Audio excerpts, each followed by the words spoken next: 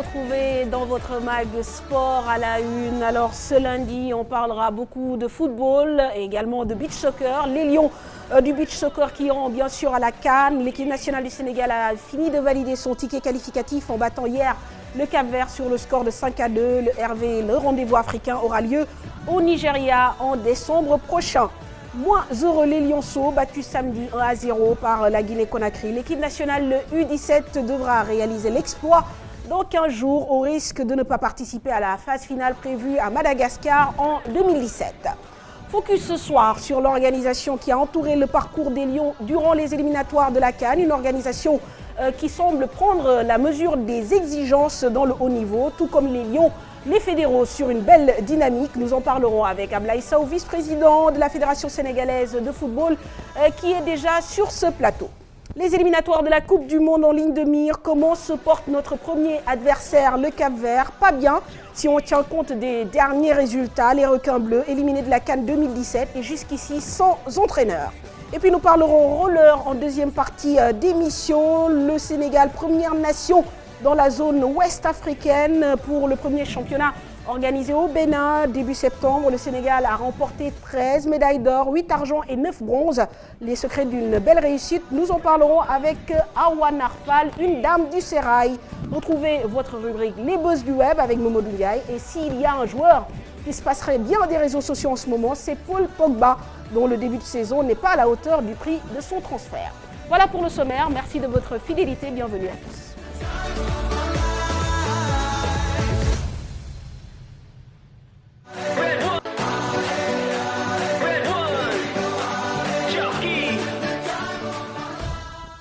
Vous l'aurez compris, on va démarrer avec du beach soccer, mais auparavant, j'ai le plaisir d'être à côté de Cher Tidiane. Bonsoir Cher. Bonsoir, mon patou. Et nous avons le plaisir également de recevoir Ablaye Sow. Bonsoir Ablaye. Tout le plaisir pour moi, bonsoir. Voilà, merci d'être avec nous. Nous aurons l'occasion bien sûr de parler de football, mais toute cette actualité que nous allons développer dans quelques instants vous concerne également en premier lieu. Donc les Lions qui seront à la prochaine CAN de beach soccer. Les hommes de Ngalassila ont achevé et bien achevé le boulot. Après la manche à les plier 7-2, l'équipe de beach soccer s'est imposée de nouveau hier devant le Cap-Vert. 5-2, la rencontre s'est déroulée à la plage de l'unité 15 des Parcelles Assainies. Le résumé de la rencontre, Pafaranig, image Younous Diatta. Le national du Sénégal de beach soccer a validé son ticket pour la CAN Nigeria 2016. Elle a battu le Cap-Vert sur la marque de 5-2. Malgré la défaite, l'adversaire était de taille. Oui, c'était très difficile. Vraiment, c'était très difficile. Avec des Cap-Verdiens qui ont changé la moitié de leur équipe. Un match de beach soccer est toujours ouvert, des fois fermé. Aujourd'hui, vous l'avez vu, au début c'était fermé. Il fallait amener d'autres astuces avec notre expérience pour s'en sortir. Ça a été un niveau physique et technique, surtout physique. Hein? Parce que niveau physique, le Sénégal était supérieur à l'équipe du Cap-Vert. Le Sénégal est l'une des meilleures équipes aussi de l'Afrique. Ahmed François Diouf, l'artisan de ce succès avec 3 réalisations et ses coéquipiers, n'ont qu'un seul objectif, rejouer le mondial. D'abord, c'est de se qualifier pour la Coupe du Monde. Après, de gagner la Coupe d'Afrique, pourquoi pas. Je suis vraiment satisfait avec le travail qu'on a fait. Je pense qu'on mérite de gagner. L'objectif qu'on s'est fixé pour la Coupe d'Afrique, c'est d'aller reprendre notre titre de champion d'Afrique qu'on avait perdu en 2015, Inch'Allah. Et pour cela, on demande aux autorités de nous accompagner, surtout de nous accompagner. Mais pour reconquérir le titre continental, dirigeants et joueurs veulent une bonne préparation. On veut reprendre le trophée. C'est notre objectif. Mais ça passe par une bonne préparation. Et je crois que là, vraiment, le président est dans les dispositions pour nous accompagner. Pour se qualifier, il faut que les moyens, qu'on les mette sur la table. La fédération aujourd'hui, on le dit merci parce que tout ce qu'ils avaient, ils le fait. Maintenant, l'État, pour les matchs amicaux, il nous faut des billets d'avion pour aller se confronter à d'autres pays, comme soit le Maroc, la Côte d'Ivoire, le Nigeria. Il faut qu'on s'affronte à ces clubs-là. Ainsi, les Lions de la plage ont gagné leur premier match international à domicile devant un public venu nombreux pour les pousser à la victoire. Voilà donc le beach soccer à la CAN. Alors on a entendu Ablaye, le président Augustin Senghor, dire qu'au-delà même de la phase finale, peut-être l'objectif d'ici quelques temps, ce sera peut-être de gagner une Coupe du Monde, puisque c'est une discipline quand même qui nous vaut pas mal de satisfaction. Oui, absolument. Je pense d'abord vous remercier d'abord pour cette invitation. vous féliciter pour la qualité du travail dans le cadre de la reconstruction de notre sport en général, mais aussi saluer les performances du beach soccer. Ce n'est pas une première fois. À chaque fois qu'ils ont été sur le terrain, ils nous ont valu d'énormes satisfactions. Il est vrai aussi que sur le plan mondial, ils ont un bon classement et à chaque année, nous n'avons jamais été ridicules à une Coupe du Monde. On n'avait pas de championnat. Cette année, on a commencé un championnat de beach soccer. Sur le plan de l'assistance de l'État, pour la première fois, l'État assiste le beach soccer parce qu'il faut se souvenir que pour jouer au Cap-Vert, c'est le ministre des Forces armées qui a mis à la disposition de l'équipe l'avion militaire. Et pour la première fois, parce que nous avions des difficultés à avoir un avion qui pourrait les amener jusqu'à Sal. Donc il y a quand même un intérêt beaucoup plus accru de l'État et c'est l'État qui a pris en charge même l'hébergement de l'équipe capverdienne à Dakar. Cela n'a jamais été le cas. Donc je pense qu'à ce niveau, s'il y a plus de moyens, l'équipe qui nous valait déjà des satisfactions devrait pouvoir aller plus loin, comme l'a dit Chita. On parlait de gagner la Coupe du Monde quand même. Il y a déjà un titre africain à aller reconquérir. Oui, mais vous constaterez aussi qu'il n'y a pas un grand écart entre le niveau africain et le niveau mondial au niveau du soccer. Si le cap des quarts de finale quand même reste un obstacle pour le moment infranchissable. Il faudra le franchir. Si vous vous souvenez au dernier mondial de beach soccer, le Portugal a peiné devant le Sénégal et c'est le Portugal qui l'a remporté. Donc ça veut dire que nous ne sommes pas loin du meilleur de ce qui se fait. Pour aller plus loin, il va falloir se fixer des objectifs et ça, c'est pour nous tirer vers le haut. Et je crois en cette équipe, je crois en leur encadrement. Je crois à tout ce qui se fait au niveau du beach soccer. Très bien, donc prochain objectif, l'objectif immédiat, c'est la reconquête du titre et cela passera par cette phase finale de CAN de beach soccer prévue du 13 au 18 décembre à Lagos. Le Sénégal donc qui avait perdu le titre face à Madagascar et qui aura l'occasion peut-être de le reconquérir. Sans transition, nous allons parler de football puisqu'il y a des lionceaux beaucoup moins heureux que les lions du beach soccer. Oui, et l'équipe nationale cadette Fatou devra réaliser un exploit donc un jour à Conakry, les Lions battus ce samedi au stade Demba Diop 1-0 en but encaissé dès la 26e minute, inscrit par Ismaïla Traoré. Un moindre mal puisque les Guinéens ont eu beaucoup d'occasions et n'eût été les bonnes interventions du gardien de but Arona Samba, le score aurait pu être beaucoup plus corsé. Les réactions des deux entraîneurs, Ali Mal et Souleymane Camara, des propos recueillis par Pape Farani.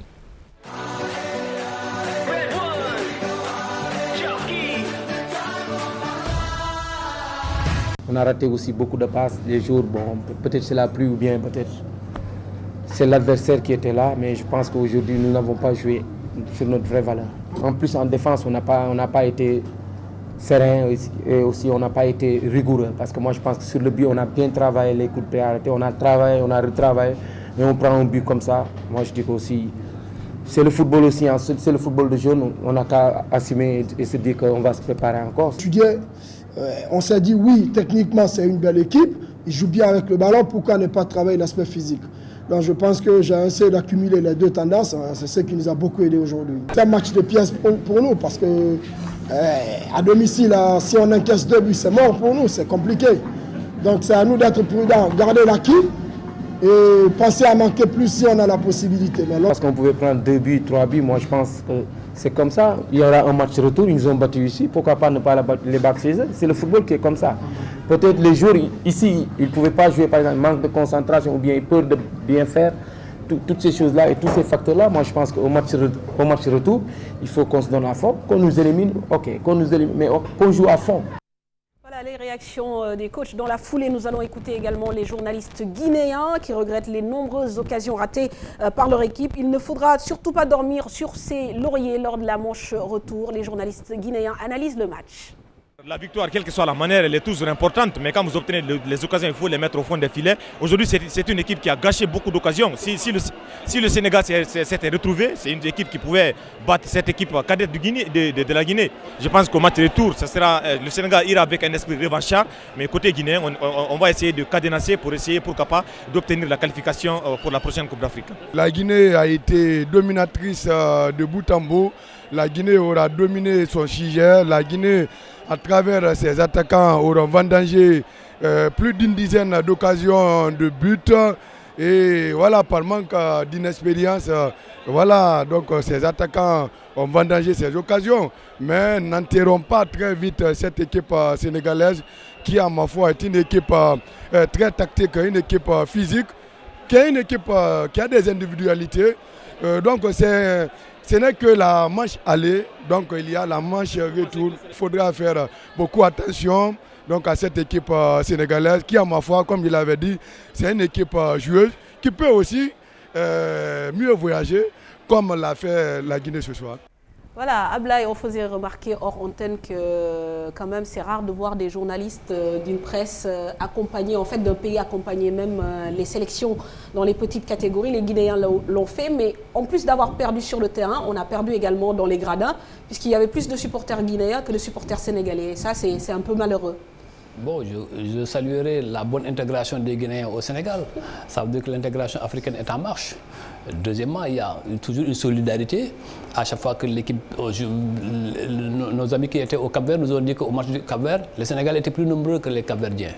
Nous avons joué contre le Mali au Mali en petite catégorie. Parfois, les Sénégalais étaient plus nombreux. À chaque fois que c'est à l'extérieur, la communauté marque plus de solidarité. Ouais, et tous les matchs de la Guinée a joué à Conakry lorsque le stade était suspendu. Il y avait énormément de supporters sénégalais. Absolument, absolument. À chaque fois qu'à l'extérieur, il y a une forte solidarité autour de l'équipe. Maintenant, il faut saluer que la presse puisse se déplacer. Je sais aussi que la presse guinéenne est présente à Dakar parce qu'il y a une forte communauté là et qui suit de tout ce qui se passe à Dakar n'est pas étranger à Conakry.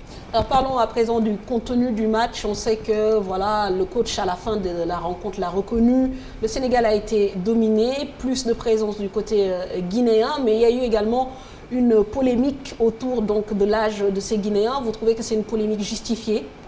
Bon, moi, vous savez, moi, je n'aime pas être un mauvais perdant. Il y a quand même les conditions, nous avons joué, nous avons perdu. Il faut en tirer les leçons. Maintenant, c'est vrai qu'il nous a manqué 2 joueurs. Ousseynou a été percutant contre la Tunisie. Il a été blessé. Dramé a été suspendu pour cumul de cartons. Ces 2 joueurs ont été importants dans tous les matchs que nous avons faits. Cette fois-ci, ils nous ont manqué. C'est réel qu'ils nous ont manqué. Mais c'est vrai aussi que quand on regarde de près, on sait que les 2 équipes n'ont pas les mêmes âges. Mais en matière de fraude, la fraude ne se présume jamais. Elle se prouve. Et pour la prouver, c'est extrêmement difficile.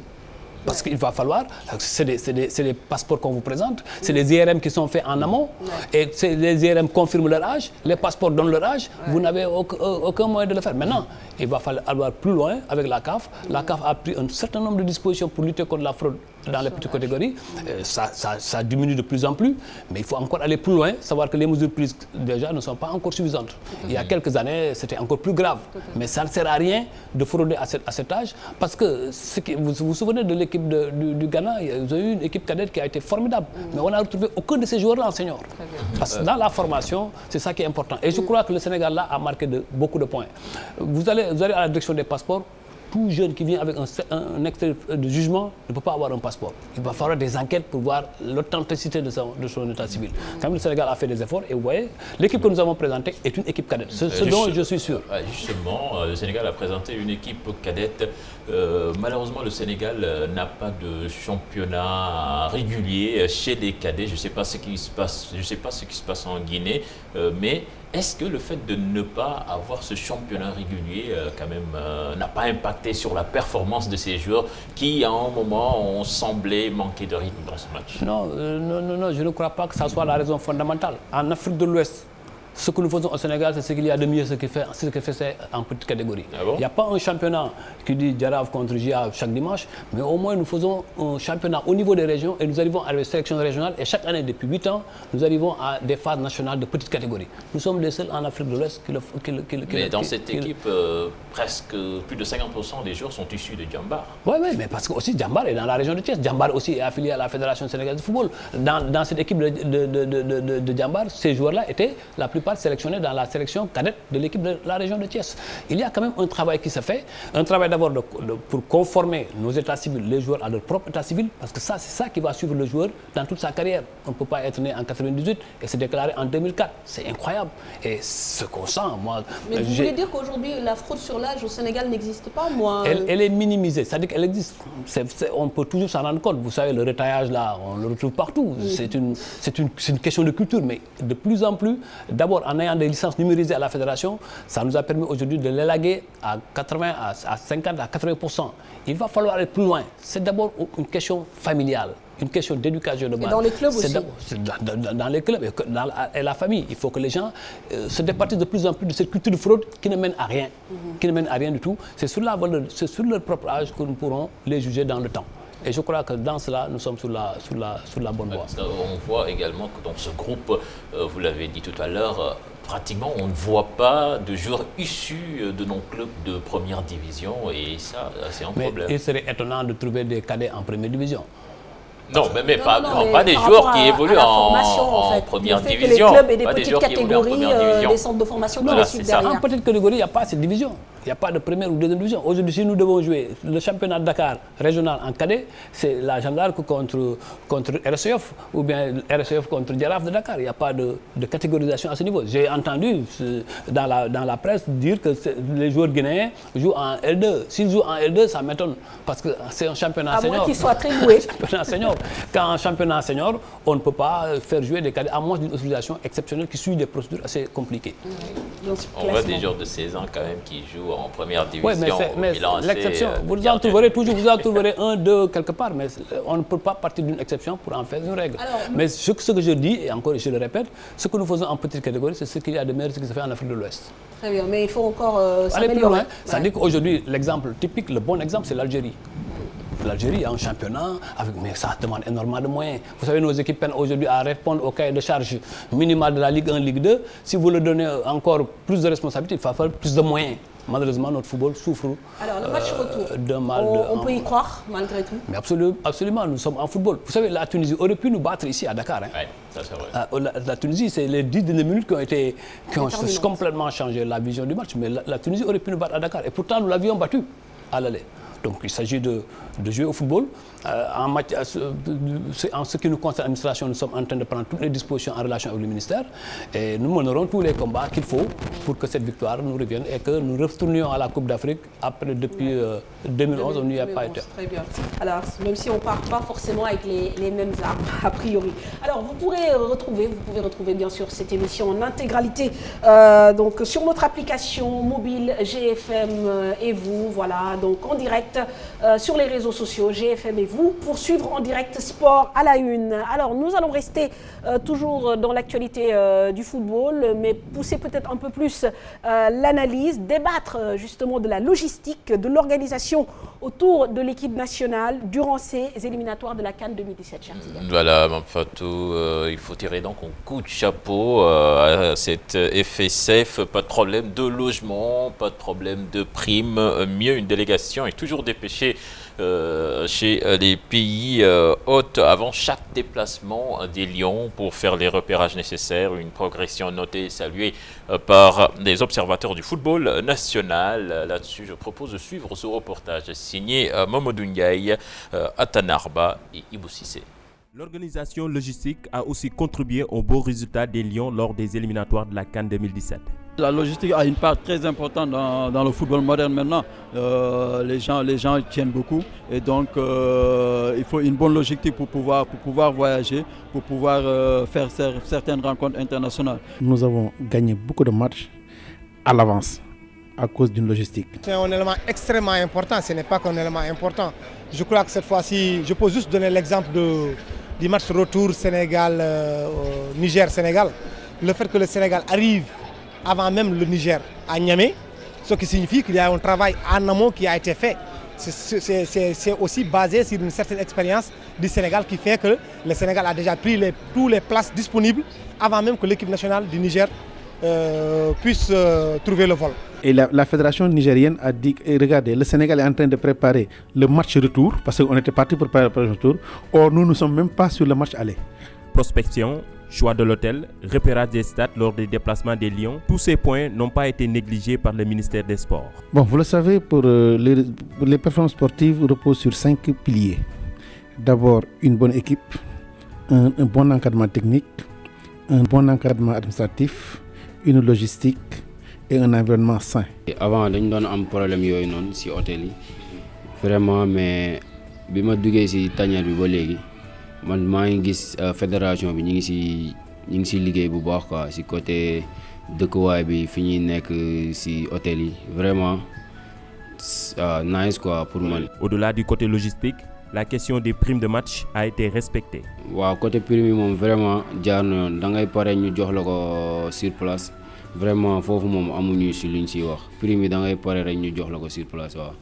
Il ne faudrait pas penser qu'on ne parlera pas de primes, mais on respectera nos engagements en matière de primes. Ce qu'il faut comprendre, c'est qu'aujourd'hui, c'est l'État qui prend tout en charge, et la mobilisation des fonds publics obéit à des critères. Le sport ne peut pas constituer une exception. La fédération comprend ce que nous leur disons, nos contraintes, et de temps en temps, la fédération pallie nos problèmes. jour moom soo ko mettre ci conditions yi normales pour man li nga bëgg ci moom di nga ko gis quoi boo ko tegee nag ci conditions yoo xamante ne nii da ngay waaru moom dina am leneen lu muy nekk li muy xalaat ci bopp bi te jour moom pour man amul lenn souci bu mu war a dugal ci bopp bi dafa war a nekk à l'aise tranquille ba nga xamante ne liggéeyam dina ko def ci ni mu ko bëggee quoi. Le Sénégal négligera jamais l'organisation logistique au sein de la tanière. Comme en 2012, les Lions seront dans des bonnes conditions au Gabon selon les autorités pour atteindre l'objectif final. Voilà, merci Mamadou Ndiaye. Alors presque un parcours sans faute à Blaye Sow sur la logistique de haut niveau. Vous en avez fait des progrès. Oui, mais je crois que là aussi c'est un effort collectif qui a été fait. D'abord, il y a un encadrement qui comprend les choses, mais aussi il y a un ministère qui appuie. L'État est à nos côtés. Et nous pensons que l'expérience doit servir à quelque chose. Ça fait maintenant 8 ans que nous sommes à la tête de cette fédération. Il va falloir quand même avancer et avancer dans le bon sens. Et je crois que cela n'a pas été étranger à nos performances. J'ai entendu se dire que les équipes étaient un peu plus faibles. Mais dans toutes les poules, c'était les mêmes compositions. Le Cameroun n'a pas pu le réussir, l'Algérie n'a pas pu le réussir. La Côte d'Ivoire encore moins, qui a peiné même devant la Sierra Leone pour se qualifier. Donc si nous arrivons à ce niveau, c'est parce que quand même, il y a eu un travail, comme l'a dit le directeur de la haute compétition, un bon travail en amont qui a été fait en harmonie avec l'encadrement technique et en harmonie avec l'État du Sénégal. Sauf qu'en Europe quand même, il y a des équipes estampillées spécialistes des éliminatoires et qui se loupent lors des choses sérieuses. Bon, ouais, mais sauf que, on espère que ce sera pas... Ça, vous savez, là aussi, nous avons franchi une étape. Il ne s'agit pas de dormir sur ses lauriers ou bien d'emporter de grands boubous. Il s'agit de continuer le travail, de voir les raisons de l'échec en 2012, de voir les raisons de l'échec en 2015 et d'en tirer toutes les leçons et de mettre tous les Sénégalais et tous les acteurs autour de notre équipe nationale pour relever ce défi. Déjà du débat, ne parlons pas encore de contenu de match, parlons déjà de prise en charge par rapport à ce haut niveau. Qui fait quoi? C'est quoi le coût quand vous déplacez une délégation pour faire le repérage d'avant-match, pour repérer les hôtels? Qui finance quoi dans ces missions de prospection? Oui, pour tout ce qui concerne l'équipe A, l'essentiel a été pris en charge par l'État. Le ministre des Sports, en assumant les instructions définies par le président de la République, a pris les choses à bras le corps, et que ce soit les déplacements en mission mixte, parce que nous avons une seule mixte qui travaille un mois à l'avance. Aujourd'hui, nous savons ce que nous devons faire le 3 novembre en Afrique du Sud. À partir d'aujourd'hui, nous savons ce que nous allons faire et comment le faire et avec qui le faire. Maintenant, il reste la logistique. Cette logistique-là, c'est mise à notre disposition par l'État du Sénégal et par le ministère des Sports. C'est parce qu'aussi, il faut reconnaître les choses et dire, appeler le chat par le chat.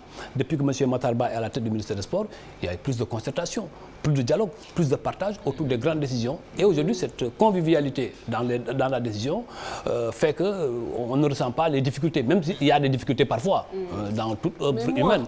Il y a des difficultés, mais nous arrivons à gérer à l'interne ces difficultés pour ensemble les partager. Il nous arrive de discuter avec l'entraîneur sur une difficulté, on l'assume ensemble. C'est justement ça. Mais comment se fait le travail? Est-ce que l'entraîneur vous donne ses exigences? Il y a également le ministère qui met la main à la pâte. Parce que si je me rappelle bien, c'était au Botswana. Je pense que vous aviez choisi un hôtel et que l'entraîneur, quand il est venu, il a voulu... Au Botswana, c'est que la fédération botswanaise avait mis à nos dispositions un hôtel inadéquat. Et nous étions en mission de prospection. C'est moi-même Vous y étiez allé un mois avant. Un mois avant, quand nous avons vu l'hôtel, nous l'avons changé. Ce n'est pas l'entraîneur. L'entraîneur nous a trouvés dans l'hôtel. Nous l'avons immédiatement changé. Nous avons dit au Botswana que nous n'allons pas prendre cet hôtel et nous avons changé parce que l'État nous avait mis dans les dispositions de pouvoir le faire. Parce qu'il y avait des moyens qui ont été dégagés et nous n'avons pas voulu faire la fine bouche sur ça et nous sommes partis prendre un autre hôtel qui est à la dimension de notre équipe. Et lorsque les joueurs sont arrivés, ils ont trouvé. Vous savez que vous faites beaucoup de jaloux. Mais ça, parce qu'il y a un travail, vous l'avez posé la question. La première des choses, c'est que l'entraîneur définit un plan-programme pour chaque période, pour chaque match, et nous dit voilà ce que je veux. Nous discutons avec lui de ce qui est faisable et ce qui n'est pas faisable. Nous n'avons pas aussi un pays. Sur les avions spéciaux, voilà, souvent il y a eu un niet de la part de l'État parce que ça coûtait trop cher. Non, l'État n'a même pas dit niet. L'État nous a dit qu'il y a une solution. Que c'était pas possible. Quand c'est pas possible, c'est pas possible. Quand c'est pas possible. Et si on peut avoir, par exemple, quand nous allions au Niger, nous avons pris 1 mois à l'avance, 2 mois à l'avance, nous avons réservé. Nous avons réservé dans l'avion et nous avons gardé. Si nous avons un vol spécial, tant mieux. Si nous ne l'avons pas, nous pouvons prendre. C'est pourquoi les Nigériens ne pouvaient pas prendre Air Burkina. Quand ils sont arrivés, ils devaient décaler de 24 heures parce que nous avions déjà pris les places. En mettant des noms, Cheikh Tidiane Diao, Mamfatou et Sagar, à la veille du départ, on change et on met nos vrais noms. Parce que ça aussi, c'est de l'expérience. Quand il définit son plan-programme, il est adopté par le président. Le président discute avec lui au cours d'une petite instance. Et quand le président arrête ce qui est fait avec le coach, nous portons cela à la connaissance de la cellule mixte du ministère. C'est là où les arbitrages sont faits. Si les arbitrages sont faits, il ne reste que l'exécution. Heureusement que depuis que M. Matar Ba est à la tête de ce ministère, nous nous entendons parfaitement parce que lui, il connaît les réalités. Tout cet argent vient de l'État et la fédération ne contribue pas. Justement, parce que Moundaouda disait que parfois... Voilà, il peut y avoir des difficultés, mais nous considérons, moi en tout cas, en ce qui me concerne, en ce qui concerne aussi le président de la fédération, l'État du Sénégal et la fédération du Sénégal font une et même personne. Parce que nous sommes délégataires des pouvoirs de l'État. Nous avons aussi d'autres charges, énormément de charges. Le football à la base, la petite catégorie, tout cela c'est la fédération qui la prend en charge. Les préparations de toutes les équipes nationales, à l'exception de l'équipe A, est prise en charge par la fédération sénégalaise de football. Donc, il peut arriver parfois que certains transports ne soient pas remboursés, etc. Mais ça, on le gère très rapidement. La fédération a quelques moyens. On comprend pourquoi vous faites des jaloux. Mais non, il ne s'agit pas de faire des jaloux, il s'agit de travailler. Ça aussi. Les autres fédérations ne travaillent pas? Non, je ne l'ai pas dit. Nous sommes en parfaite synergie avec toutes les fédérations au sein du CROSS. Mais nous avons quand même mis en place un système qui nous permette, en amont, de prévenir toutes les difficultés. Il ne s'agit pas de pleurnicher après les difficultés. Il s'agit de les prévenir et de dire aux joueurs la vérité. Parce que beaucoup de joueurs, Pape Seydou l'a dit, et je salue son honnêteté, beaucoup de joueurs aujourd'hui n'ont aucune difficulté avec les fédés. Et pourtant, parfois, ils payent leur billet et ils attendent le remboursement. Mais parce qu'il y a un bon climat de partage, de concertation, on leur dit, on ne peut pas le payer. Les procédures de l'État sont ce qu'elles sont, il faut le payer à telle période et ils attendent. Très bien. Mais ça, voilà, donc, alors pour information, justement, en parlant des joueurs, vous me confirmerez les montants. On parle d'une enveloppe de 357 500 000 francs CFA dégagés pour les primes de victoire, une prime de 2 millions donc pour chaque joueur, plus 500 000 francs CFA de primes. Au total, donc, durant ces éliminatoires, 42 joueurs ont été sollicités durant les 6 matchs comptant donc pour ces joutes. Alors, Ablaye Sow, si je comprends bien, ça c'est les primes concernant les joueurs, mais pour le sélectionneur, Aliou Cissé, c'est une autre formule de récompense qui est mise en place. Oui, mais encore que moi, le chiffre de 356 millions, je ne sais pas où est-ce qu'on l'a pris. Moi, ce que je donne, je suis sûr... Mais c'est 2 millions de francs par joueur, voilà. Par jour pour match gagné. Pour match gagné. Et comme ils ont gagné, francs de participation.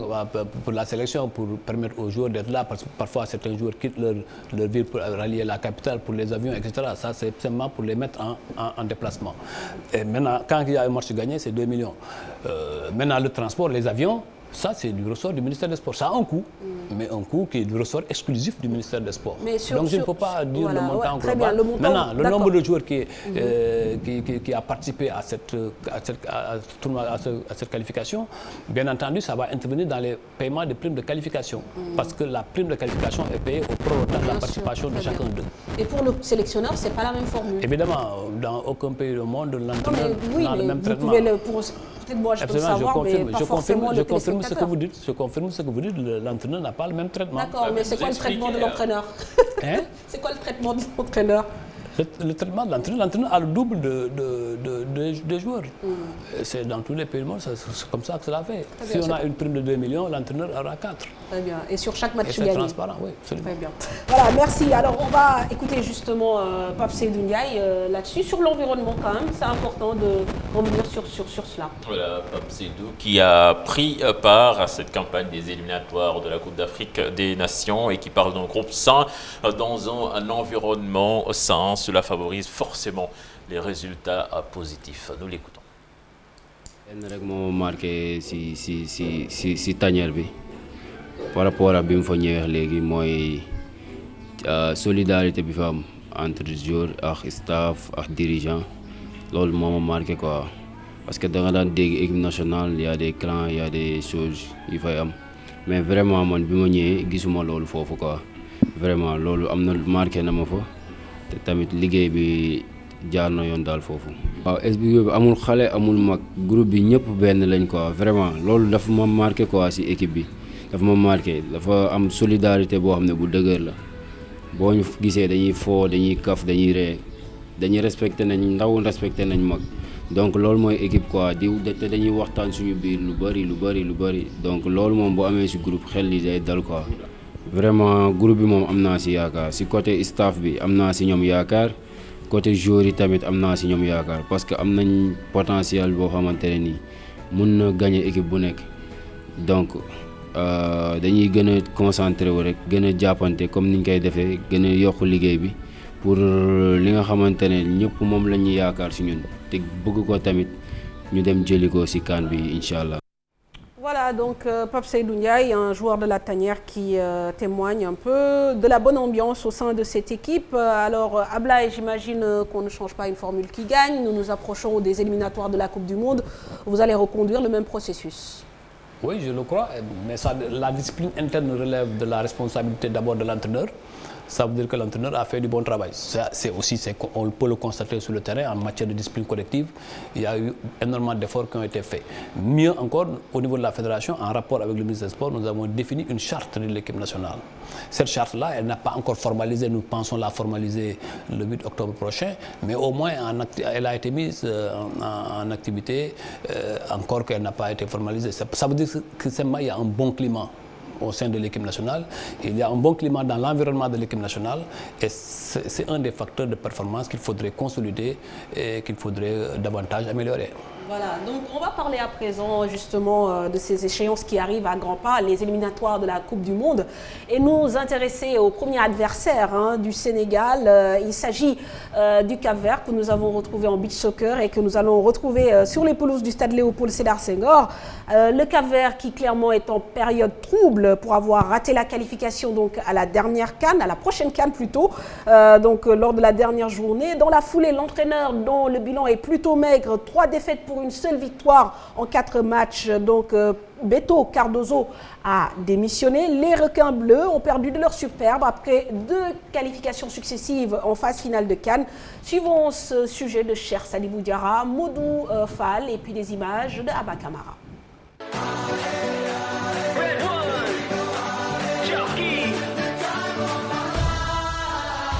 Premier adversaire du Sénégal dans les éliminatoires à la Coupe du Monde Russie 2018, l'équipe nationale de football du Cap-Vert est dans une mauvaise passe. Elle va manquer la CAN 2017 après les éliminatoires achevés avec 3 victoires et 3 défaites dans le groupe F remporté par le Maroc. Et le sélectionneur Beto a fini par jeter l'éponge après seulement 9 mois à la tête de la sélection. Le Cap-Vert a commencé ses 2 premiers matchs par une victoire, donc il y avait la santé et tout. Et d'ailleurs, c'est pas pour rien qu'on était premier au niveau rang africain et tout. Et tout d'un coup, à 1 mois du match crucial, du 3e match contre le Maroc, Rui August démissionne. Et c'est une bombe qui a explosé et tout. Et ça a chamboulé, ça a déraillé toute une équipe, toute une fédération. Et au final, c'est des successions de problèmes et tout. Pourtant, avant de tomber dans cette tourmente, les requins bleus du Cap-Vert étaient en nette progression dans le football africain depuis le début des années 2000. 2 qualifications de suite en phase finale de Coupe d'Afrique des Nations en 2013 où ils arrivent en quart de finale pour leur première participation et en 2015 le fruit du travail de l'ancien sélectionneur Lucio Antunes qui a su sortir le meilleur d'une belle génération de footballeurs capverdiens. Lucio Antunes, avant d'arriver à la tête de cette équipe, en 2011-2012, il a déjà été entraîneur des équipes de moins de 20 ans. Et d'ailleurs, il a gagné avec cette équipe la lusophonie. Ces joueurs-là sont encore jeunes et c'était un travail de longue haleine et tout. Après, vous le savez, hein, quand on fait beaucoup d'efforts, avec beaucoup de cœur et tout, il faut que l'État accompagne un peu le sport. Encore en pleine possession de ses moyens, la jeune bande Ariane Mendes espère se relever dans les qualifications à la Coupe du Monde de 2018. Le retour fortement pressenti de Lucio Antunes peut être d'un grand apport dans quelques semaines face au Sénégal qui ne lui réussit pas jusqu'à présent. Moi, je ne m'inquiète pas sur le cas de cette équipe du Cap-Vert. Même si actuellement, le moral est au plus bas. Après le retour d'Antunes, c'est un truc vraiment que tous les Cap-Verdiens souhaitent. Parce que c'est quelqu'un qui a marqué l'histoire et qui connaît bien l'équipe, qui connaît bien ces jeunes-là. Parce que là, on a besoin de remotiver le groupe. La dernière fois qu'on s'est rencontrés, c'était en 2008. Et je pense que le Cap-Vert commençait à progresser petit à petit. On avait joué ici et le Sénégal avait gagné 1-0. Voilà, c'était un match hyper serré et tout. Et aujourd'hui, le Cap-Vert est une équipe qui a pris de l'ampleur, une autre dimension et tout. Même si depuis quelques mois, ça ne va pas du tout. Mais je pense qu'ils ont les moyens et la capacité de faire un grand match. Et je compte sur toute la communauté capverdienne de venir appuyer cette équipe le 8 au stade. Le Cap-Vert se déplace au stade Léopold Sédar Senghor le 8 octobre prochain. Des requins bleus toujours en proie au doute après les qualifications ratées à la CAN 2017, alors que les Lions sont en pleine confiance après leur parcours sans faute en éliminatoire de cette CAN. Voilà, le Cap-Vert dans une mauvaise passe. Mais justement, Ablaye Sow, est-ce que ce n'est pas le prototype du match piège, un adversaire qui doute et qui a de très bons joueurs au sein de l'équipe face à une équipe du Sénégal en pleine bourre? Oui, mais je souhaite que ce malaise persiste et continue au sein de leur équipe. C'est tout le mal que je souhaite à nos amis capverdiens. Pour ce match. Je souhaite que ça continue. Mais nous ne travaillons pas dans une perspective de voir l'équipe en difficulté. Nous travaillons comme si nous devions rencontrer le 8 octobre la meilleure équipe capverdienne possible.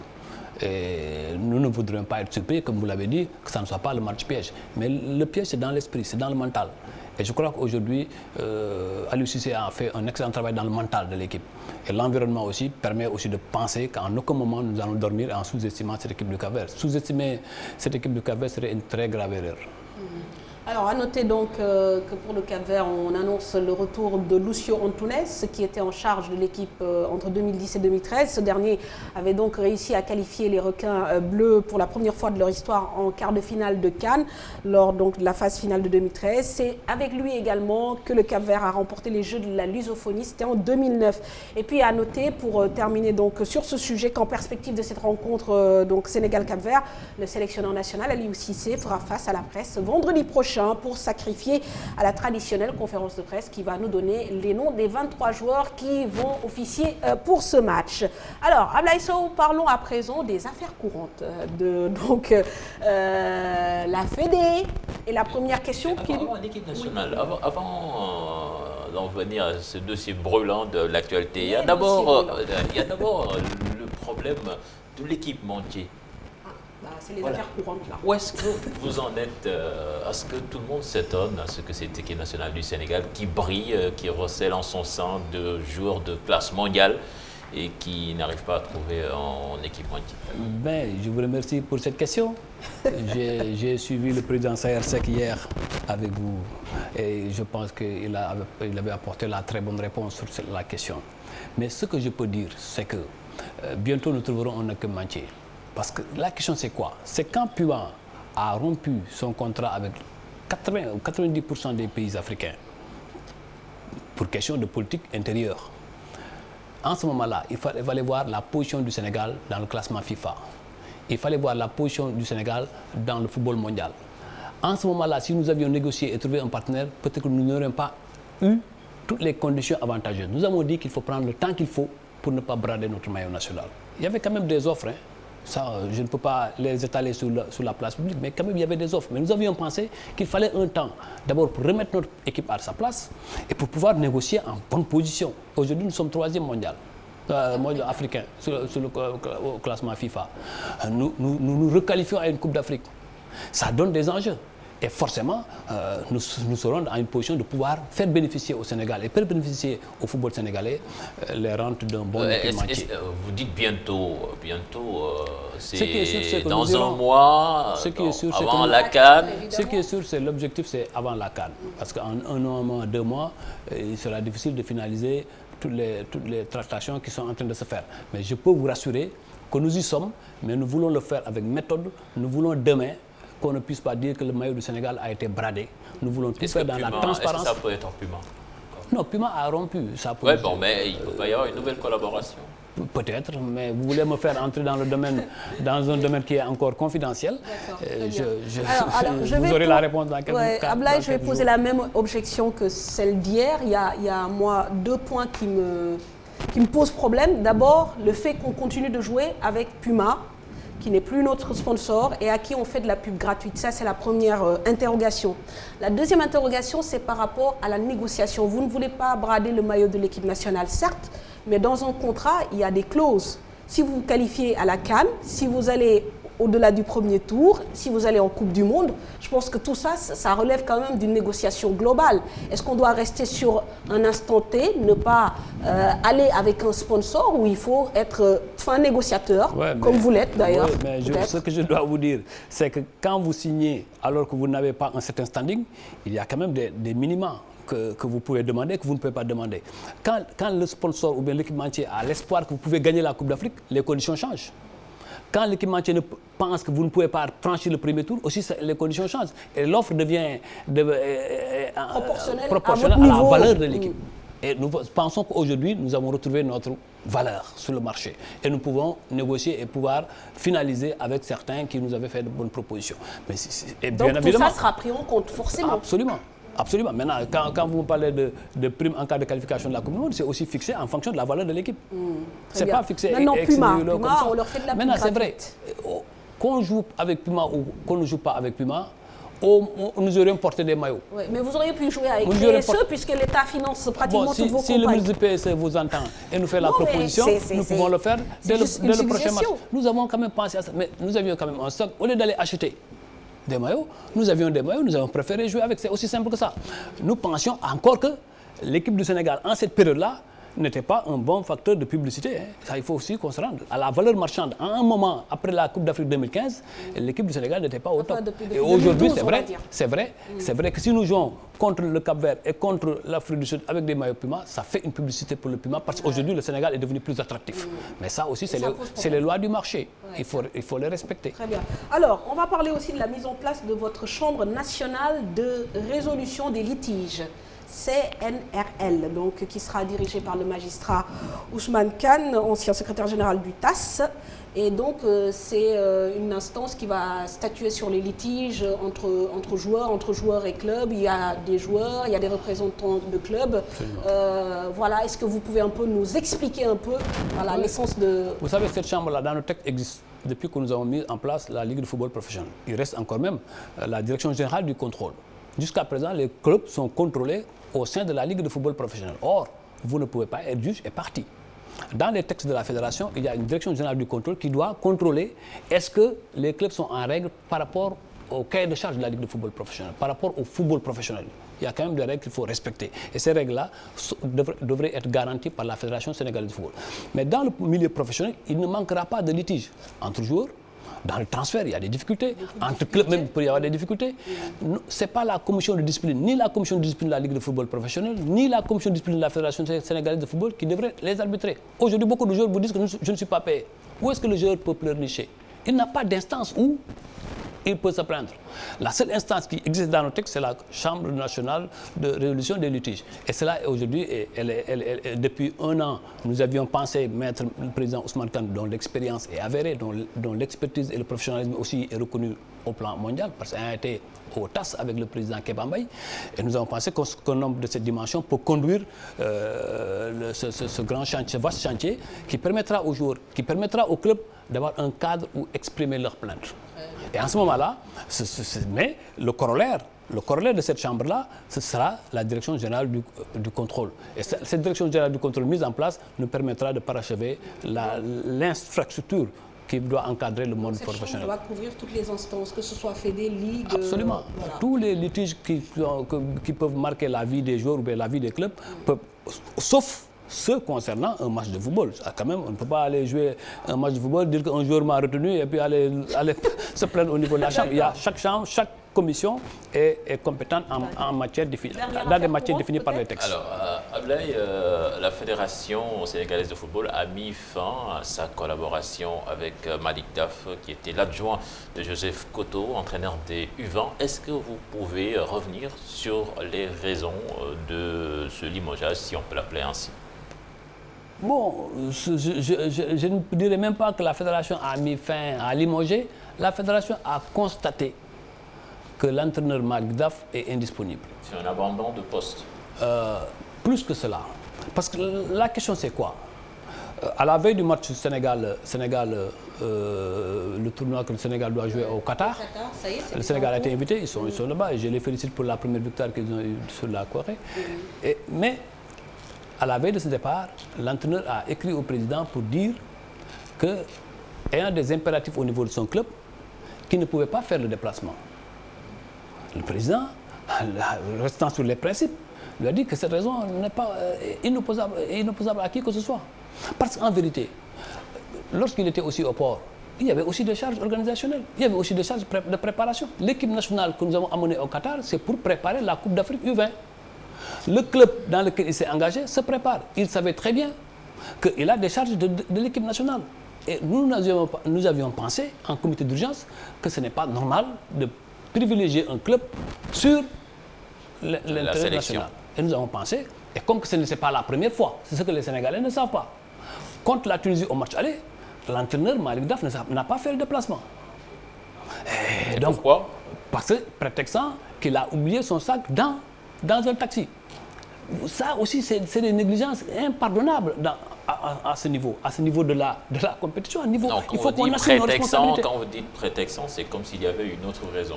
Non, je présume qu'il a raison peut-être, mais j'estime que à ce niveau de responsabilité, on doit être prudent quand on gère des affaires nationales, on doit prendre toutes les dispositions pour que cela n'arrive pas. Mais est-ce que si ça se répète 2 fois, et que même quand le président lui a signifié que ce n'est pas possible d'accorder cette dérogation, le minimum quand vous décidez de ne pas vous déplacer, c'est d'informer l'entraîneur.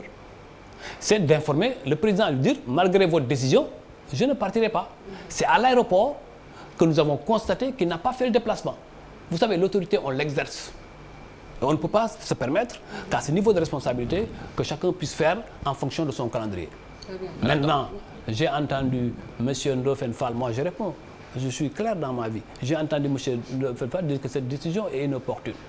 Qu'est-ce qu'on peut appeler on me dit qu'on aurait pu négocier avec le Jaraaf, on veut discuter avec le Jaraaf. On n'a discuté avec aucun club. Tous les clubs du Sénégal sont d'égale dignité. On n'avait pas discuté avec le port autonome de Dakar pour l'amener comme adjoint de l'équipe nationale. On n'avait pas discuté aussi avec... Donc c'est clair, tous les entraîneurs de la direction technique savent qu'à chaque fois que l'équipe nationale a besoin d'eux, il faut qu'ils se déplacent, sinon... ce sera la porte. C'est clair, c'est-à-dire qu'on ne peut pas négocier, il ne peut pas y avoir de sur la disponibilité en équipe nationale. J'ai entendu M. Ndofène Fall dire qu'on l'avait accepté pour Boubacar Gadiaga. Ce n'est pas exact. Je vous dis la vérité. La vérité, c'est quoi? C'est Boubacar Gadiaga, c'est d'abord l'entraîneur Alain Giresse qui avait demandé à l'avoir. Nous avions dit qu'en équipe A, il ne peut pas y avoir de dérogation. Quand Alain Giresse a demandé à avoir Boubacar Gadiaga, nous sommes venus en comité exécutif et le comité exécutif a entériné le choix de Boubacar Gadiaga. Et Boubacar Gadiaga ne s'est jamais absenté à une convocation de l'équipe nationale. Boubacar Gadiaga n'a jamais prétexté que parce que Djambar a un tel niveau et en train de disputer le championnat que je ne pourrais pas faire le déplacement. C'est ça qui est inacceptable. Et on ne le tolérera à personne.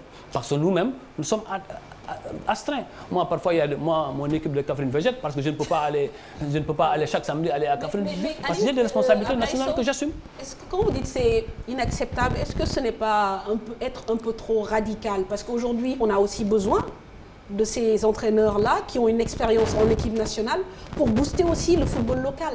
Oui, je suis parfaitement... C'est pourquoi après, il faut trouver un bon compromis. Mais un compromis, ça ne veut pas dire qu'il n'y aura pas de compromis en matière d'équipe nationale. Ça, il faut être clair. Il n'y aura aucun compromis là-dessus. Un entraîneur qui ne peut pas se déplacer avec l'équipe nationale on le remerciera. Parce que quand même, il y a suffisamment de compétences ici dans ce pays. Mais vous allez reprocher à la fédération, si demain on va avec Koto comme entraîneur, qu'il n'y a pas d'adjoint, et que Koto tombe malade, et qu'il n'y a pas d'entraîneur. Mais pourquoi ne pas Personne en ne l'aurait finir, accepté.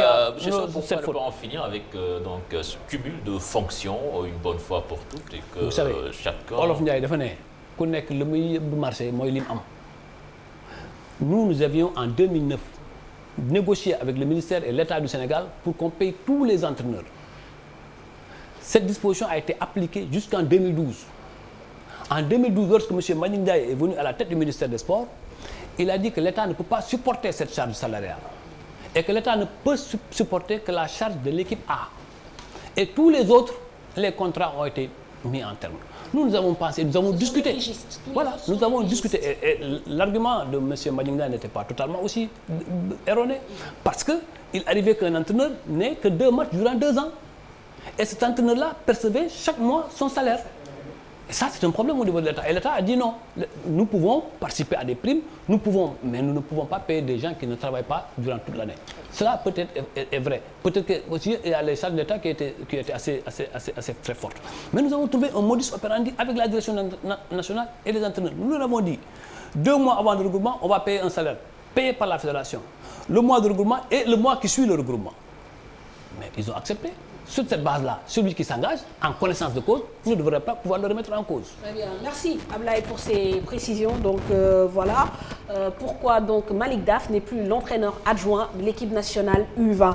Une décision prise par la Fédération sénégalaise de football. Alors Ablaye Sow, nous allons vous raccompagner avec des nouvelles de notre football local. Vous savez, la saison 2016-2017 démarre le 1er octobre prochain avec le tournoi de l'Assemblée nationale. La date de démarrage du championnat de Ligue 1 et Ligue 2 est connue, ce sera le 29 octobre. Encore une saison en Ligue 2, ce sera le cas pour l'AS Pikine. Oui, mais cette fois-ci, les dirigeants ont mis les petits plats dans les grands pour atteindre l'objectif de la remontée. Sont de retour à Pikine, Alassane Dia, justement l'ancien entraîneur du Jaraaf de Dakar, qui avait réalisé le doublé à Pikine en 2013-2014. Adama Mbaye qui revient également du Gabon et d'autres bons joueurs de l'équipe. Les supporters espèrent rejouer dans leur stade Alassane Djigo en réfection depuis 2 ans. Suivons ce reportage signé à Pape Faraning avec les images d'Aliou Ndiagne.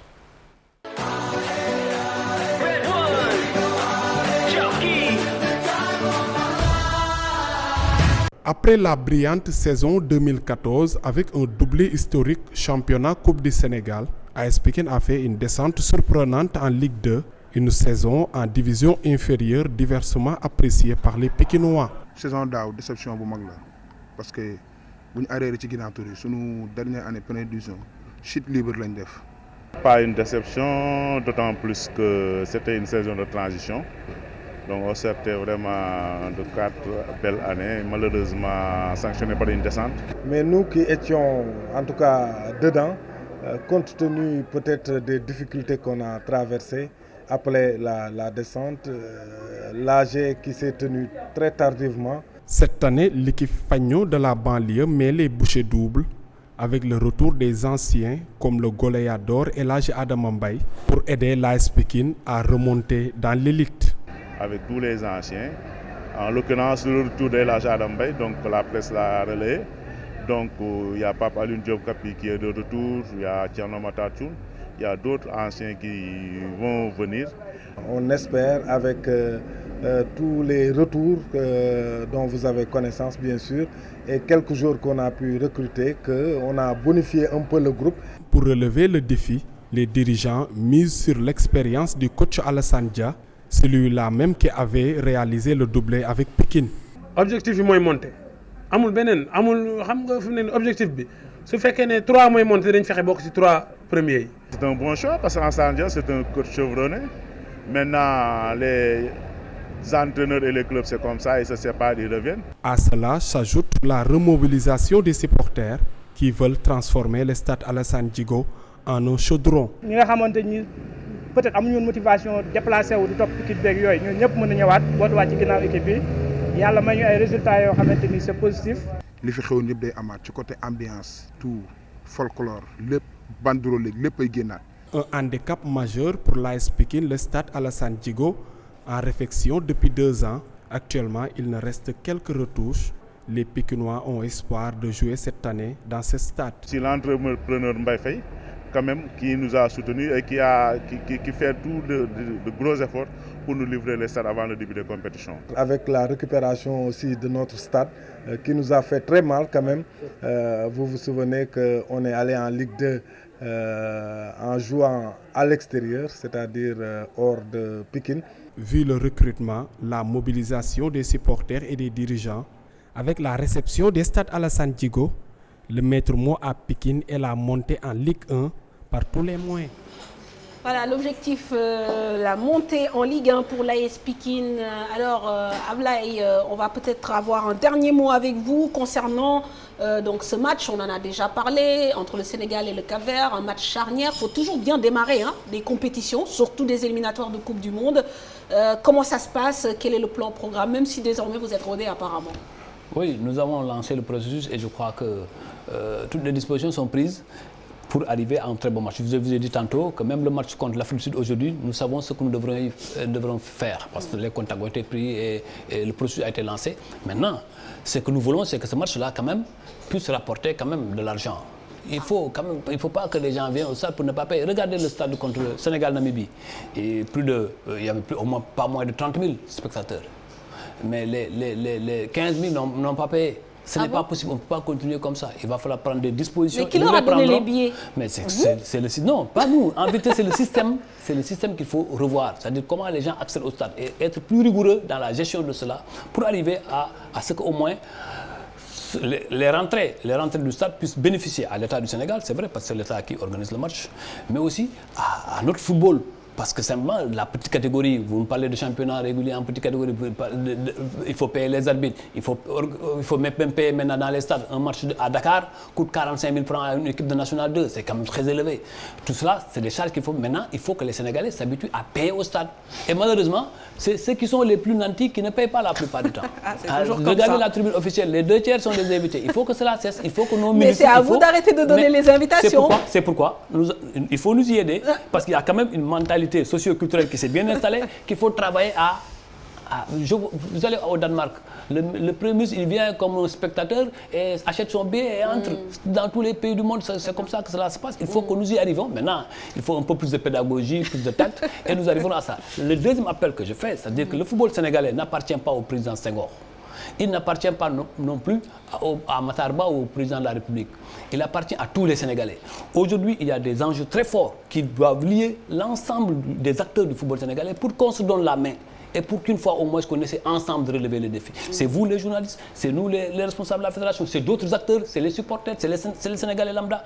Qu'on s'unisse au moins autour de notre football et qu'on se dise les vérités, mais dans les cadres appropriés, pour qu'ensemble notre pays soit au plus haut de ses performances. Très bien. Moi, je veux bien qu'on s'unisse, qu'on parle, mais je pense qu'aussi c'est bien d'avoir des points de vue divergents. Absolument, et qu'il faut les accepter aussi. Absolument. Je suis parfaitement d'accord avec Mamadou. La divergence fait l'homme. Ouais. Moi, je suis par principe, vous savez, je suis un homme de contradiction. Donc moi, j'aime bien la contradiction, mais je veux la contradiction constructive, qui n'est pas jetée sur des personnes, mais sur les principes. Merci beaucoup, Abdoulaye Sow. En tout cas, nous avons été ravis de vous recevoir sur ce plateau dans cette première partie de Sport à la Une. On rappelle qu'il est le vice-président de la Fédération sénégalaise de football, chargé de la commission marketing. Deuxième, chargé de la commission. Le vice-président, ça donne l'impression qu'il n'y a qu'un vice-président. Vous êtes le deuxième. Le premier, c'est Sayersek. Je ne veux pas que Sayersek après. Très bien. Vous êtes chargé de la commission communication et marketing. Je suis vice-président de cette commission, mais je suis le président de la commission juridique. C'est M. Gaston Beng qui en est le président. Ça fait beaucoup de casquettes en même temps. Merci en tout cas. On va vous raccompagner cette fois-ci avec du football européen. Voilà, Manchester City reçu 5 sur 5 par fond de crise chez le voisin. En France, c'est le réveil brutal du Paris Saint-Germain. En Espagne, les 3 grands ont assuré. On fait le point avec Souleymane Touré.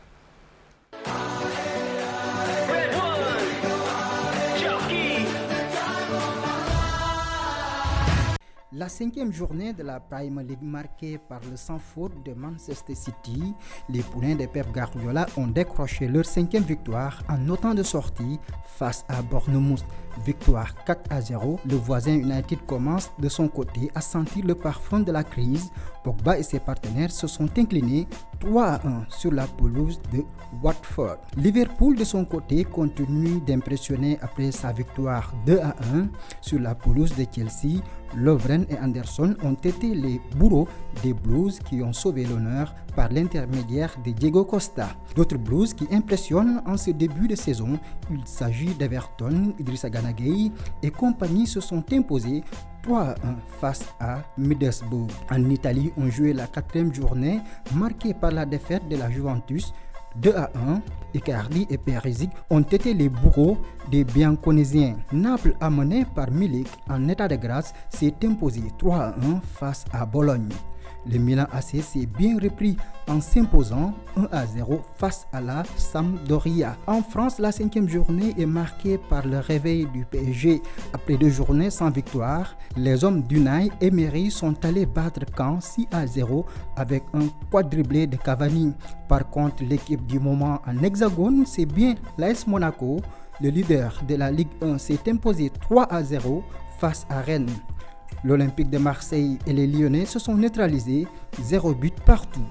En Espagne, c'est le Real Madrid qui mène la danse. Les merengues se sont imposés 2-0 sur la pelouse de l'Espagnol. Le Barça, qui compte 3 points de retard sur le leader, a battu Leganés 5-1. L'Atlético de Madrid, de son côté, s'est imposé également 5-0 devant Sporting Gijón. En Allemagne, le Bayern s'est offert une 3e victoire consécutive. Les Bavarois ont battu Ingolstadt 3-1. Le Borussia Dortmund, lui, s'impose 6-0 devant Darmstadt.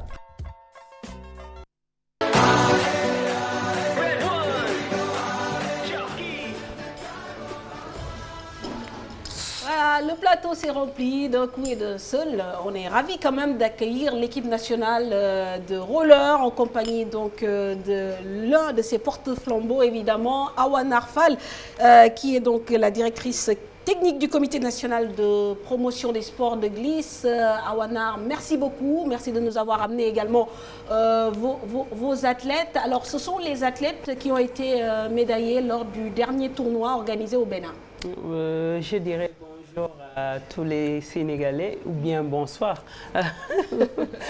Évidemment, c'est l'équipe nationale de roller qui était partie à l'IFOAR pour les compétitions internationales de roller pour l'Afrique de l'Ouest. C'était pour les qualifications pour la Coupe d'Afrique, Coupe du Monde qui doit se passer en 2017 en Chine. Très bien. Alors, durant cette expédition, vous avez remporté 13 médailles en or, 8 en argent et 9 en bronze. Est-ce qu'on peut avoir idée du nombre de disciplines dans lesquelles vous avez concouru? S'il y avait assez de disciplines comme il y avait,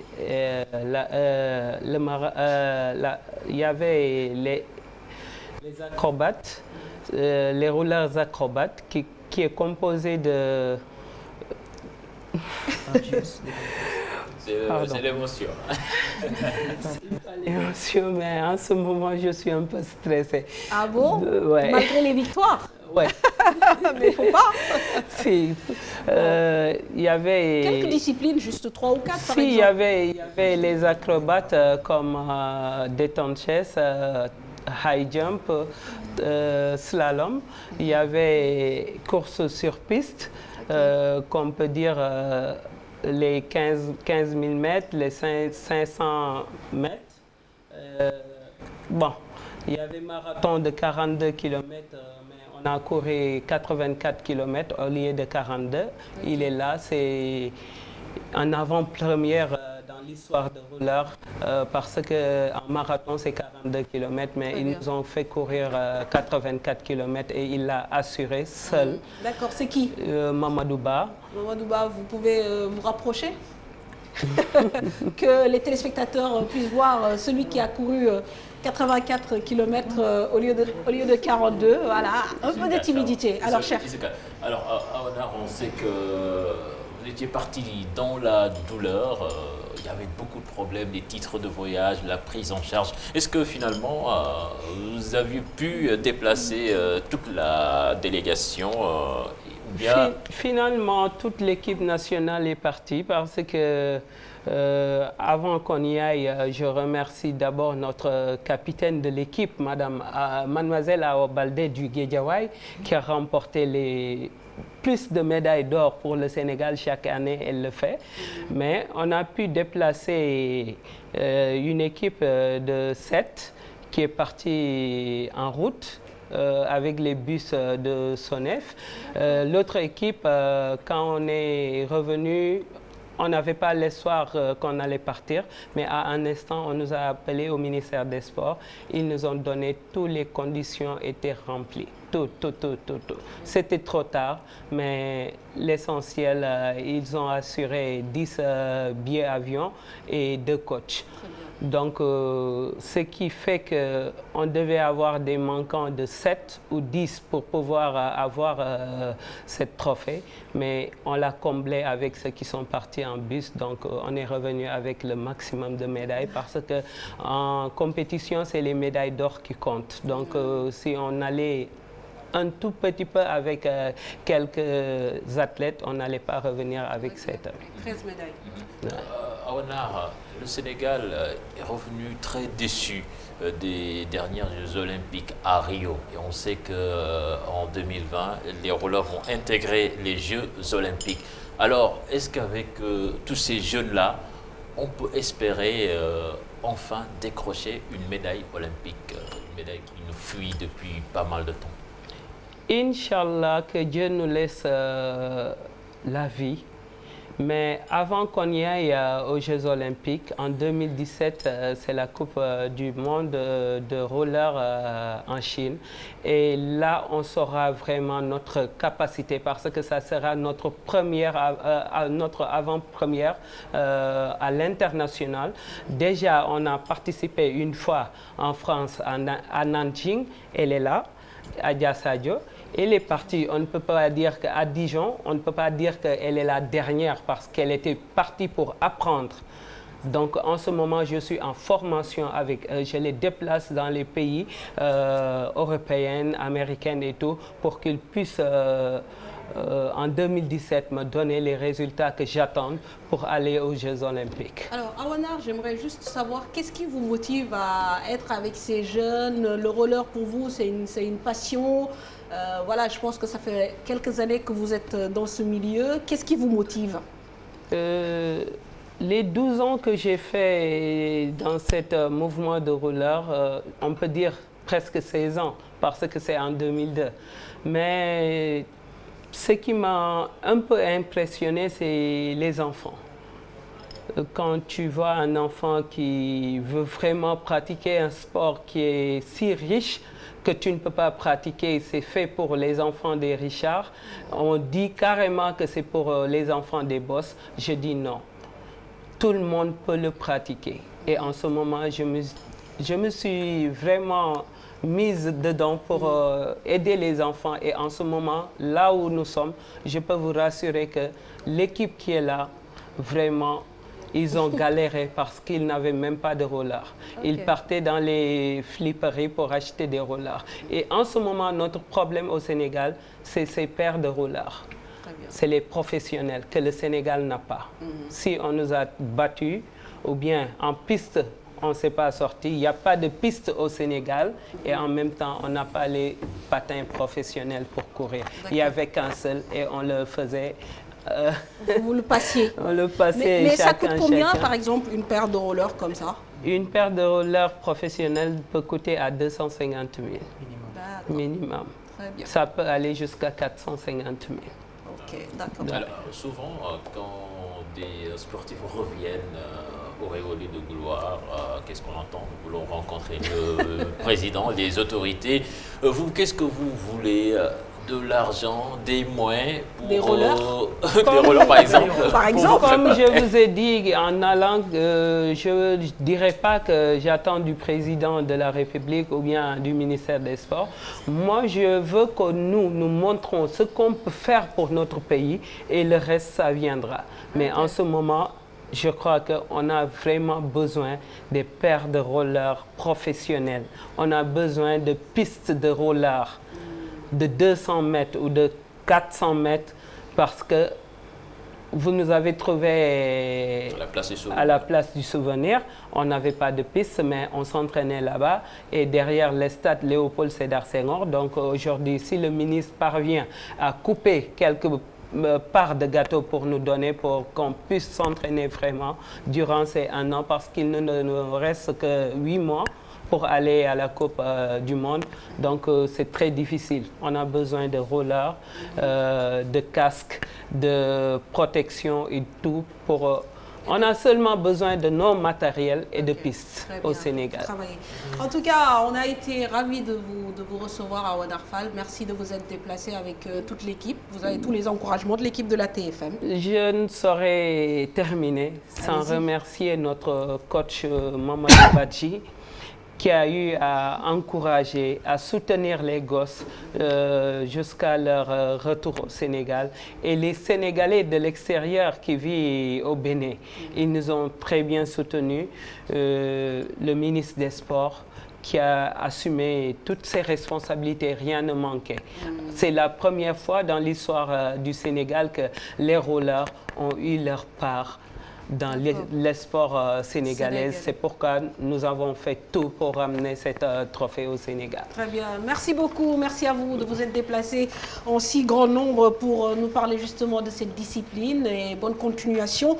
Pour vous raccompagner, on va parler certainement d'une discipline mineure mais qui peut nous valoir beaucoup de médailles aussi, les arts martiaux. On va rendre hommage à un grand maître. Maître Amadel Gataba, un monument du judo au Sénégalais qui s'est atteint dans sa 18e année. Ceinture noire, 6e dan. Il est le fondateur du club Amagelo, vice-champion du monde. Maître Amadel a formé un grand nombre de judokas. Il était le garde du corps du président Léopold Sédar Senghor. Il repose désormais au cimetière de Yoff. Retour sur la vie de ce grand maître avec Marianne Siva Diop.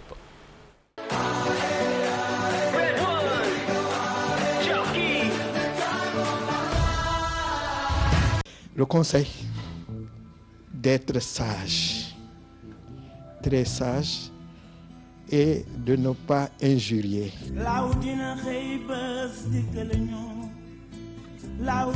Tristesse et désolation, c'est le sentiment le mieux partagé actuellement dans le monde du judo.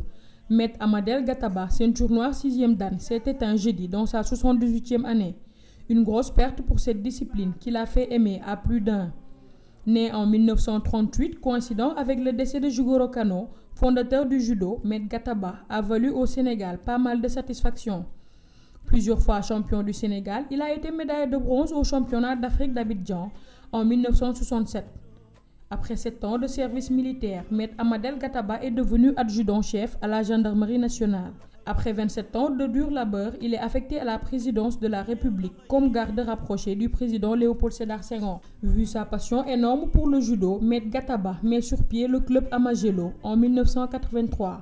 5 ans plus tard, il souffre du glaucome, une maladie des yeux qui l'oblige à prendre sa retraite. Malgré cette situation, Maître Amadel Gataba continue d'impressionner sur le tatami. À 78 ans, il a formé pas mal de judokas, dont 3 de ses fils devenus ceinture noire. Le plus connu d'entre eux est sans doute Khalidou Gataba, 3e dan, entraîneur national. Sache que l'héritage que tu nous as laissé sera très bien gardé, a écrit ce dernier sur sa page Facebook.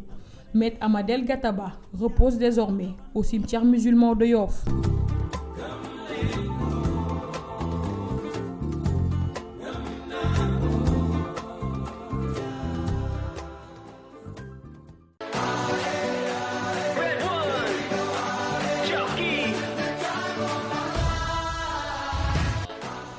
La dernière rubrique de cette émission, les buzz du web avec Momodou Ndiaye. Momodou Ndiaye, bonsoir. Eh bien, je suis là. Bonsoir à tous et bonsoir aux téléspectateurs. Voilà, bonsoir. On démarre avec la star de l'Olympique de Marseille, Olympique Lyonnais. Et la star, c'était la Goal Line Technology. On jouait depuis 7 minutes dans cet Olympique de Marseille, Olympique Lyonnais. C'était dimanche au stade Vélodrome quand Yohan Pelé s'est jeté pour repousser le ballon sur la ligne après une remise de Maxwell Cornet. Une action litigieuse rendue encore plus confuse par l'utilisation de la Goal Line Technology. Et autant pour dire que la différence de position du ballon n'a pas manqué de faire réagir les tweetos. Voilà, et puis depuis son arrivée à Manchester United, Paul Pogba a du mal à justifier l'argent investi pour son transfert. Effectivement, Mamfatou, le milieu de terrain s'attire même les critiques d'ancienne gloire, surtout sur les réseaux sociaux. Il s'attendait probablement à un début différent sous ses nouvelles couleurs. Mais Paul Pogba connaît quelques difficultés en début de saison avec Manchester United. Le Poulpe doit encore faire mieux pour certains, comme Paul Scholes l'a encore dit sur son compte Twitter, pour dire que Paul Pogba peut mieux faire, surtout sur le milieu de terrain, comme on dit, à chaque fois, Paul Pogba très critiqué. Ah oui, Paul Pogba qui garde trop le ballon, Paul Pogba qui ne marque pas, qui ne fait pas de passe décisive. Zéro passe décisive, zéro but. Mais pour d'autres supporters, Paul Pogba a besoin d'aide, surtout au milieu. Non, c'est que le collectif aussi ne marche pas pour le moment, bon, mais quand même, on espère. S'il a besoin d'aide au milieu alors que c'est lui qu'on a pris pour aider les autres. Mais il faut toujours, comme le disait Alex Ferguson, hein, le championnat d'Angleterre se joue au mois de décembre et se gagne au mois d'avril, mois de mars. Très bien, on verra. En tout cas, on lui souhaite de bien rentrer dans ce championnat. On espère que le Français justifiera son prix lors des prochaines journées. On quitte les terrains de foot pour aller sur les pistes de course. Fait assez rare, un lézard s'invite sur une piste de Formule 1. Et c'était lors des essais libres, ce petit varan a traversé en plein milieu de la piste. Pas fou et peut-être un fan de la Formule 1. L'animal a quand même laissé Verstappen passer avant de quitter tranquillement le circuit, ce qui a bien fait rire le jeune pilote de 18 ans au retour au stand. Au final, il y a plus de peur que de mal. Comment il a fait pour ne pas se faire écraser? Alors, on parle d'un autre buzz, un malaise pour un triathlète qui franchit la ligne d'arrivée grâce à son frère. Effectivement, complètement déshydraté à quelques centimètres de l'arrivée, le vice-champion olympique titube et laisse échapper la première place, mais son frère le rattrape et l'amène jusqu'à la ligne d'arrivée. Regardez.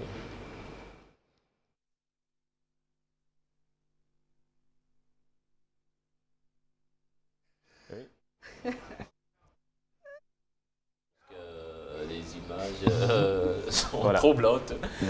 Ça me fait penser des images assez rares, à la marche en fait qu'il y a eu lors des derniers JO aussi, et il y en avait qui marchaient comme s'ils étaient malades. Et ça, c'était aux derniers Jeux olympiques au Mexique. Voilà. Au Mexique, c'est il y a 4 ans avant. Il y a 4 ans avant, oui. Très bien. Avant le Brésil.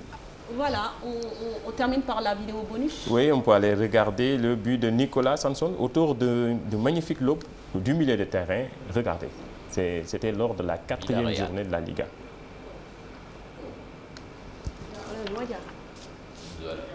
Bon, je laisse Cher Tidiane en parler quand même. Cher Tidiane, le spécialiste de la Liga. Oui, en tout cas, l'Italien de 25 ans a bien assuré. Il a signé un doublé. Voilà, je pense que c'est la nouvelle pépite de Villarreal. Je pense qu'il va encore faire parler de lui, ce Sanson. Vous connaissez le mot favori de Cher Tidiane Diao? Oui. Pépite. Parce qu'il y en a beaucoup dans l'équipe. On va parler, la semaine prochaine, on prendra le dico, on verra c'est quoi la définition de pépite. Est-ce qu'à 25 ans, on est une pépite ou à 20 ans ou à 18 ans? Oui. Et on termine avec un autre lob dans un autre championnat. Regardez.